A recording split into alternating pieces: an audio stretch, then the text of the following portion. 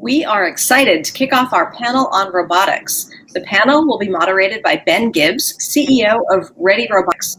Joining us on the panel are Dr. Henrik Christensen, Director of the Contextual Robotics Institute and the Qualcomm Chancellor's Chair in Robot Systems at UCSD, Milton Gary, President of International Federation of Robotics and President of Schunk, and Rayfe Gaspar, Asaoka, Partner at Canaan. Please help me welcome our panelists. I will let Ben take it from here. Thank you, Catherine. Just a minor point of order. Who's actually going to be moderating the panel here, so I will turn it over to him. And we'll switch this up in real time. Kick things off. But thank you for having all of us. I'm excited to speak and moderate with these three fantastic roboticists that we have today, and talk all things robotics and industrial automation and the future of AI and machine learning. So maybe just to kick things off, I know Catherine gave a quick introduction to Ben, Henrik, and Milton, but maybe if you could just give a quick one-liner on yourself and kind of the company that you're at, what you're working on building, and maybe just a fun fact of where you're calling in or videoing in from right now. So Ben, maybe kick it off to you. Absolutely. Thanks, Rayfe. I'm Ben Gibbs. I'm the co-founder and CEO of Ready Robotics. I'm calling in from my home office in Columbus, Ohio, where we are headquartered. And what we do at Ready is make it easier for people to set up and deploy robots to factory floors. So in essence, we've been creating the equivalent of the Windows operating system, but for robot arms to solve this massive fragmentation problem that exists today with every robot arm having a programming language and interface. Yeah, thanks, Ben. Henrik, maybe over to you next. Sure. Hi, I'm Henrik Christensen. My primary job is to be the Qualcomm Chair of Robotics at UC San Diego, where we do quite a variety of different robotics things. My next job is to be the co-founder of Robust AI, where we're sort of building a software platform for next generation programming of robots. And my third job is to be the co-founder of Global, where we invest about $4.5 billion into robotics companies. So that's the short version. And I'm calling in from San Diego, where normally it's a sunny, good day, but today it's overcast. So a little bit out of order here in San Diego. That's great. You don't sound busy at all. No, exactly. To round things out. So my name is Milton Gary, and pretty hard intros to follow there for sure. And but glad to be here. I lead the team here at Schunk, the team of engineers and people who develop things who go on the end of robots. So if you look at our company, Schunk, we do the thing that interacts with the part in the piece. And like Dr. Christensen, I have a couple of extra jobs, and the other job you mentioned before, and that's the president of the IFR. And also I serve on the board of the A3 and the RIA, which are other industry groups serving robotics. That's awesome. Yeah, thank you for that. And as you can tell, why I'm so excited is, we have such a breadth of experience here in the panel, right? We have everything from startups to large companies to academia to research. And so we can get a lot of different perspectives and experiences on robotics, these folks here. Milton, maybe I'll just start with you, but kind of this is a question for everyone. Take us back a year ago, 2020, April of 2020 was kind of the start of the pandemic, right? The height of uncertainty going on. And when it comes to robotics and the industries that you're focused on at Schunk, what were some of those themes that you saw, either take off, either because they were net new trends or accelerated because of that disruption that happened in that last year and that you're kind of excited about? Yeah, so we look back and, coming into 2020, we had a lot of optimism, but that faded pretty quickly by February, and as the pandemic started to ramp up, and especially ramping up here in the U.S. So that uncertainty was, I think, on everyone's mind, and we were hearing it, or we were getting this uncertainty from two sides. One is all of our customers. Immediately, they're trying to figure out what this means. And of course, we're also a manufacturer, so we're looking to keep people safe and do things in our own factories to make sure that we could secure the supply lines. So I think the themes that developed out of that so quickly is that securing the supply lines, keeping people safe. How can we make sure that we can, be ready to supply things like PPE or or food and everything else. So that uncertainty pretty quickly became a high and a heavy need. And we started leaning on robotics for that. There's no doubt about it. And leaning on the companies that supply robots, to do all the things that we were trying to achieve. So looking back to that time, it was certainly, a time where we had the opportunity to shine as companies who could supply things that could help. That's helpful. And maybe Ben, just to add on to that, right? You work, your industries that you see at Ready Robotics are similar, right? Supply chain, seeing that manufacturing disruption, but also startup land. So it must have been a crazy roller coaster for you as well. Tell me a little bit more about what you saw over the last years. Yeah, it's certainly been a crazy roller coaster.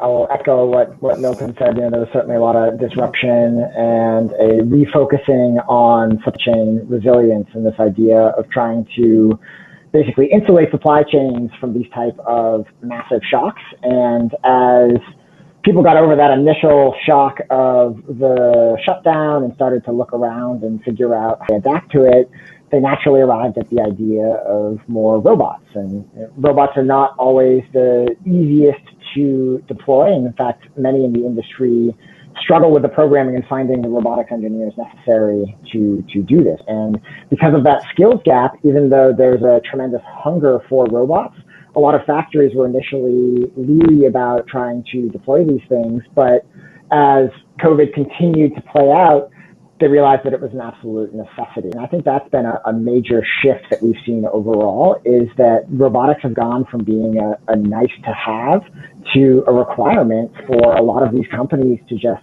survive moving forward. Yeah, that's to have, need to have, and kind of need for supply chain resilience is definitely something. One of the big themes that have come out of it.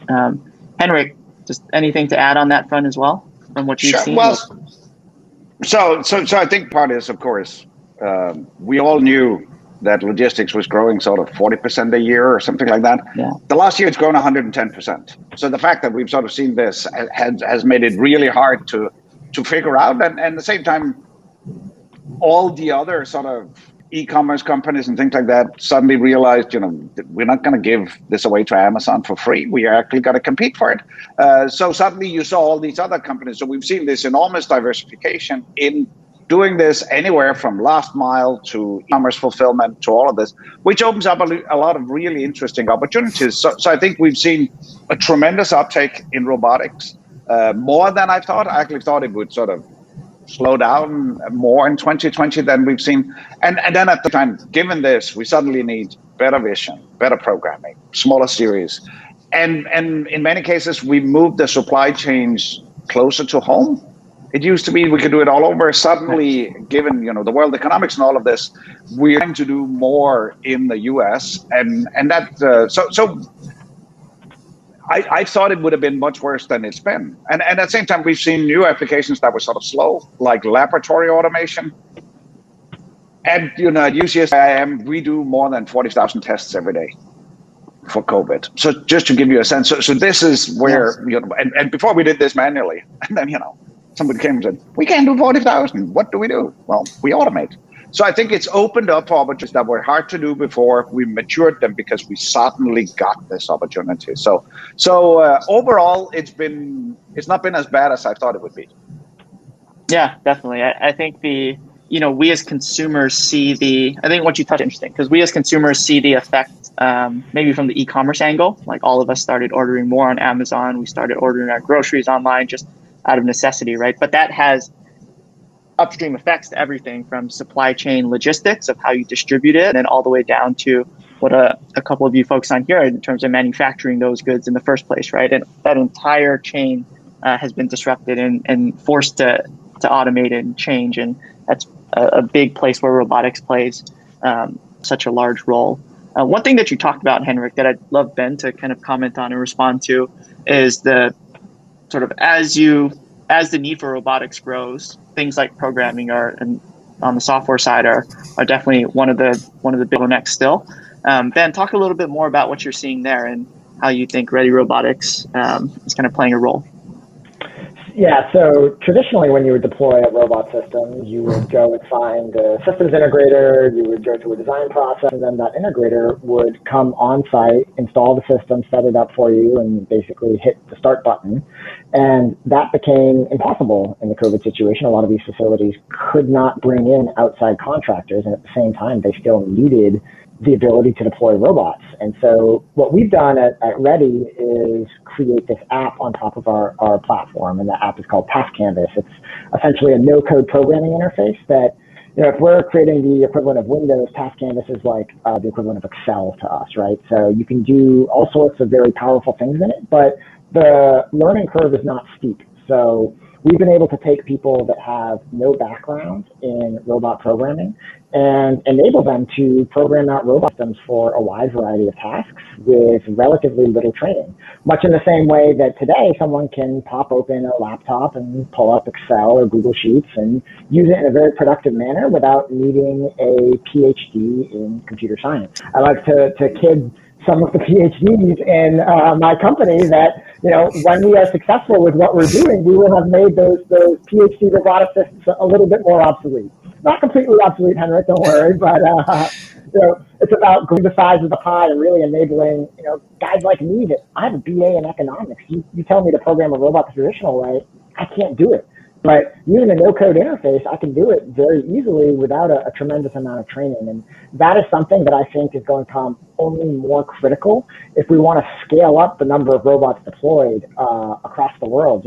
We only do a few 100,000 a year right now, and I think there's the potential out there for hundreds of millions. And I know that sounds like a bold number, but I think we're going to get there, and we're going to see that in our lifetime.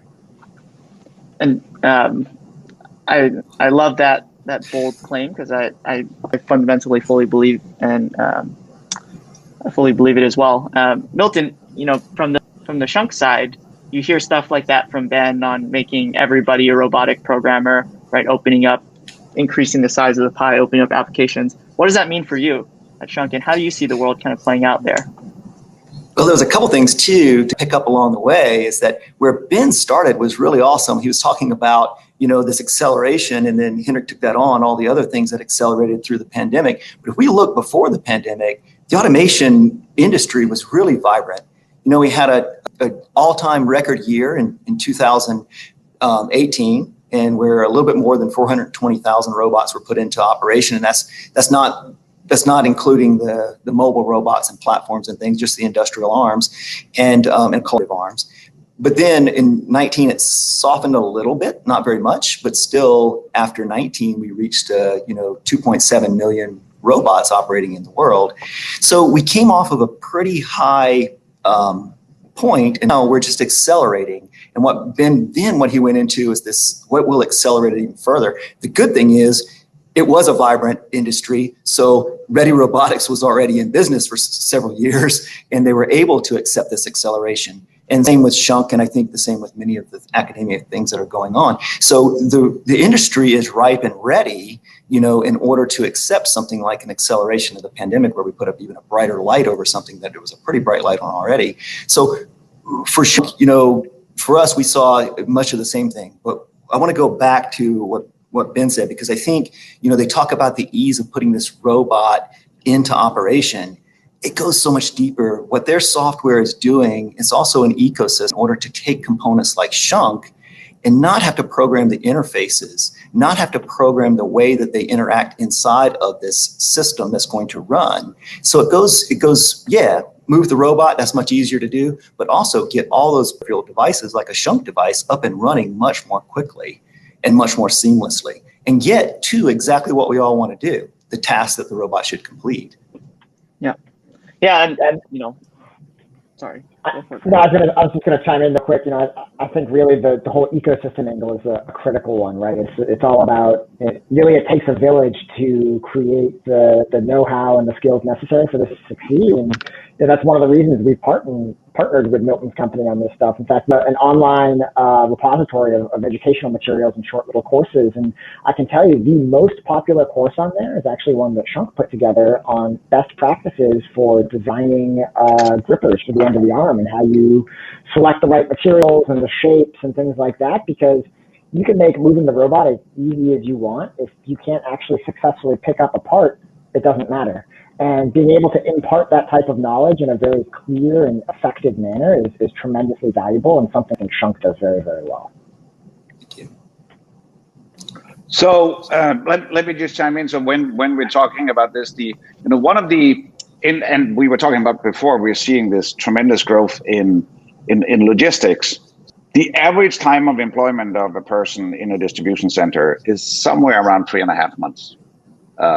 So simply people saying, no, I don't want to work here. It's hot, it's messy, and because of this, unless we have technology Ben is developing for doing this easy instruction, we can't deploy this technology. You can't afford to send these people off on a 2-week course to learn to use the technology. It's simply not viable. So it has to be simple enough to do. I want to bend a little bit because the average 20-year-old American male has spent 12,000 hours playing computer games. So that's 2 years of their life. So that's 10% of their life. That means that this is now an expert skill. So if we can change the interface to be a gaming interface where we just give them a game pen and say, you're good to go. They're like, cool. So that's where we need to get to. We need to go where the barrier to entry is literally zero. And we leverage the fact that they bring skill to the table day one rather than training them. The other thing that this sort of also brings up the discussion that both Milton and I have sort of been heavily engaged in. There's a lot of discussion about, but when you bring in robots, you're killing jobs. I get that question literally every week.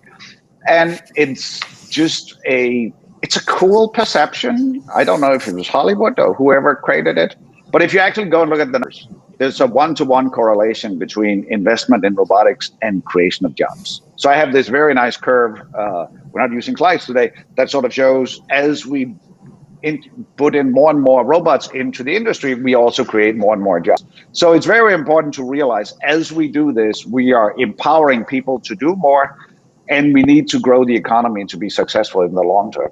So it's important to realize as we do all of these things, we're growing the economy, we're growing the number of jobs. But at the same time, our job as industry is to figure out how do we make barrier to entry as small as possible. That's a great point. Agreed. Yeah, I think something just to reiterate there, right? Like the humans plus robots is something that the three of you here are all talking about today. It's not once did anyone here say that robots are replacing jobs. It's all about empowering people to leverage automation, to leverage robotics. And I think that's a really key point that you made, Henrik, and just wanted to reiterate that also 12,000 hours of video games is a staggering stat. But most parents will sort of say, "Oh, wasting their time playing games." No, they're training for a future job. It's very important that. Yeah. But also that those hours are, we talk about what it takes in order to add the value, and it's critical thinking. That what they're doing on those video games is absolutely critical thinking. I watch my son play, and I cannot do what he does. So if you can get it to where that's what they're doing, that's where they're adding value, as opposed to where we think they're adding value of actually doing the packing of the box or something, that's where we add value, and that's not where the productivity rises, and it's also not where the worthwhile jobs are going to be in the future. That's right. Yeah, the way I think about it is like have robots do the dirty, dangerous, and dull jobs, and leave the humans to do the critical thinking pieces that we're fundamentally better at, right? And leverage robotics for that. But it's also, they are, I would claim for all of us, even though I'm probably the oldest of us, that they are learning skills of doing sort of multitasking and things like that. When I look at their displays, they have 37 widgets and they're doing this, they're doing that, they're doing this. I'm like, I'm tired just looking at it. But they're very good at this, and we're giving them critical skills that we need in the future industry. So I think and it's on us to figure out how do we leverage that skill set to empower them to be future sort of economy contributors to the economy. Yeah, absolutely. And so, maybe shifting gears a little bit, I want to talk a little future looking too, right? So we talked about what happened the trends that have accelerated past, talk present. Just for the audience here, would love to have people hear from three roboticists that are very forward looking. Like, let's take ourselves to 2030 and kind of 10 years out. What's the bold prediction where you see the future of robotics is headed? A lot can change in a decade, so I'm going to challenge each of you to be kind of forward and very out there with some of the predictions. Jump ball for whoever wants to go first. So I'll go first. So my prediction is that it will be close, but I think in 10 years we can probably get there. We will have a UPS truck bring around with a factory in the back of the truck. So you order something on Amazon, and on its way to you, it'll get manufactured and it will deliver it to you. So the future factory will be in the back of the UPS truck, and the UPS truck might be driverless. So now you have a factory driving around in your neighborhood, and it will manufacture a certain set of things and get it to you. We're very close to where we can do this today. So to give you an example, if you buy a book from Amazon and you get it delivered, 65% of the books Amazon's are doing today is printed in a local warehouse, put in a truck, and delivered to you. It was never outside of your city. So this is already, that you send the blueprint to the local print center, they will print it on this, and then they put a nice wrapper on it, and they'll give it to you. This is the start, but the book is only the beginning. And as I said, more than half the book Amazon are selling physical books were never outside your city. So I just want to push further. What's the bottlenecks you think then to get to your vision, the UPS truck making everything? Like, what is there anything that still needs to be solved, or is it? It's mainly on the 3D printing side of actually building. Yeah. So doing printing is simple.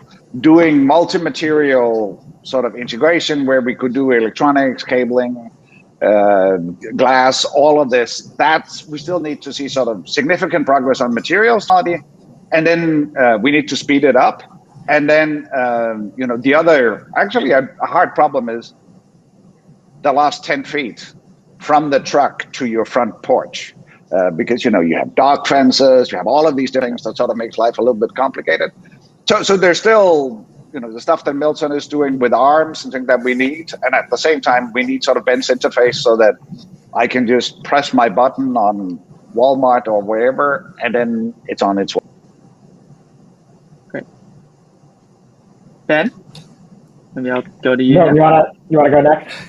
Yeah, I can absolutely go next, because I really like the 3D printing thing, because if we look at just a bit of history and we look at how computing and all these have changed over the last years, the next huge disruption is absolutely 3D printing.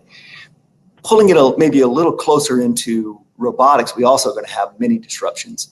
So the things that companies are doing, Ready and Schunk and all coming together, you're going to see automation deploying in places that it just couldn't be justified before. And some of that will be very close to other robots that have already been running for many years. But when they came to this other process and they were looking at it, they never got to that justification point. And things like, collaborative robots and lowering the fences of the way we have to protect things, all those things are going to disrupt even where we've seen robots many, many years. And then when we look just a little further down the road, there's so much more opportunity for robotics. And now we talked a lot about logistics. So that's going to be huge. There's no doubt about it, because we're not going to stop ordering things next year. We're going to order more and more. We were already on a trajectory where we ordered more things. Again, like we talked about before, we accelerated. I don't drive through my neighborhood ever that there's not at least 20% of the houses have an Amazon box sitting on them every day. And now if we look just one more step further, there's agriculture, there's food prep. Those things are, these barriers that we're talking about are going to be lowered, and now we're going to see automation going into those as well. And we're looking 9 years away. So 9 years away, we're going to see it in places we've never seen it, and more of it where we see it today. Yeah, I think that's a great point. Like, cost curve on the robotic side going down, right? Technology capabilities going up. It opens up ROI for so many other industries. You can move from very structured use cases of robotics to semi-structured to unstructured. And, I came from right before this, I had a call on a company doing construction robots in like a messy, dirty construction environment, right? And that's the future of where it's headed. And that cost curve is so clear because we see it always as the initial investment, but keeping that thing running and what it takes is going to be brought down by all of this technology that we're talking about, whether it's software, sensors, or gripping. Yeah, and just to riff on that a little bit, I do think the cost of these arms is going to come down dramatically. We're going to see them reach a price point that is equivalent to PC is today, and that's going to bring it in a lot closer to home, and there'll be a lot more left, in our kitchens and our grocery stores, other things like that. I will also say, from a out there standpoint, I think they're also going to be a lot further from home.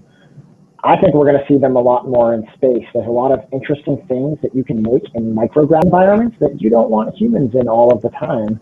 But if you have low-cost, easy-to-use robots that can be teleoperated, now you're in business with asteroid capture, harvesting those, and producing all sorts of things you can just sort of gently, drown the gravity well to us consumers here on the terra firma. I love that. And yes, thank you, Ben, for being very out there. Literally with the prediction. Any final words from any of you with the last minute or two that we have that you want to leave the audience with? Well, so I can start. So I think traditionally people have really thought about robotics as being blackout factories, sort of, they're out there. I think it's important that this is the future fabric of just about anything we do. Transportation, assistance in your home. I still want to have a robot that would allow me to get out of bed, take a shower, get dressed, prepare a meal, participate in social activities. So this is going to be an example of some of the robotics that's going to be. It's helping building our houses. It's going to do a lot of the transportation. So robotics is really going to get infused into everything in daily lives. And I just think that's pretty cool. We've just started. Yeah, I completely agree. Hey, Catherine. Hey there. Well, thank you all so much. What a wonderfully interesting panel this has been. I'd love to ask our audience to give you a virtual round of applause. And I ask everyone to please join us on our next panel on AI ethics. Thank you so much. Yeah, thank you, everyone. Thank you. Thank you, Ben, Thank Henrik, you. and Milton.